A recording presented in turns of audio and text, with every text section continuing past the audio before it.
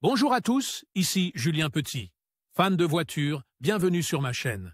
Restez avec moi, on va aborder notre sujet du jour sans plus tarder. 18 novembre 2021, 19h44 p.m. et la Dodge Challenger a toujours été une voiture populaire, mais battra-t-elle la Ford Mustang en tant que voiture de sport la plus vendue en 2021?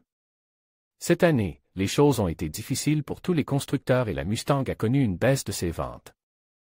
Cependant, Dodge n'a pas été épargné par ces problèmes et a enregistré des chiffres de vente solides. La Dodge Challenger est la voiture compacte la plus vendue depuis le début de l'année. CarSalBase présente les chiffres de vente de la Dodge Challenger pour les 3 premiers trimestres de 2021.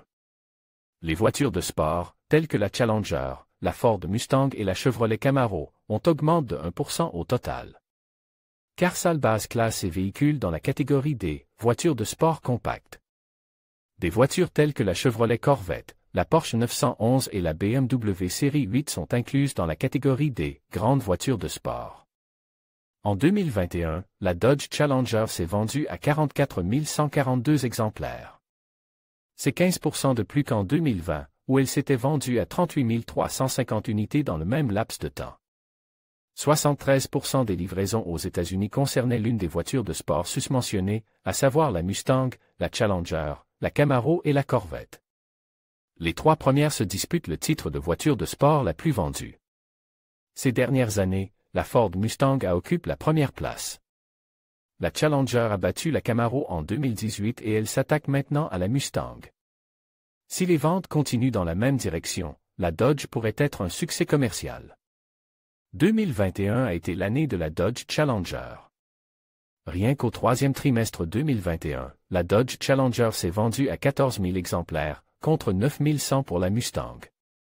Si Dodge peut continuer à dominer les ventes durant la dernière partie de l'année, ce sera la première fois que Dodge aura la voiture de sport la plus vendue aux États-Unis. Dans le segment des grandes voitures de sport, la Chevrolet Corvette ne s'est vendue qu'à 24 748 exemplaires jusqu'à présent. Cela représente tout de même 54,8% de l'ensemble du segment, suivi seulement par la Porsche 911 avec 6 729 unités vendues. Chevrolet a travaillé dur pour produire et livrer des Corvettes. Les chiffres de vente en témoignent, mais il reste encore beaucoup de chemin à parcourir. On ne comprend pas très bien pourquoi les voitures de sport sont divisées en voitures de sport compactes et grandes voitures de sport de cette manière. Même dans ce cas, la Challenger sera plus grande que la Porsche 911, qui est classée parmi les grandes voitures de sport. La Challenger est elle-même une voiture de sport? La Ford Mustang s'accroche au titre de voiture de sport la plus vendue pour l'instant. Selon les chiffres de vente européens de Ford, la Mustang ne se vend pas très bien cette année. La Ford Mustang s'est vendue à 2707 exemplaires depuis le début de l'année en Europe. En comparaison, la nouvelle Mustang Mach a été vendue à 15 602 exemplaires cette année.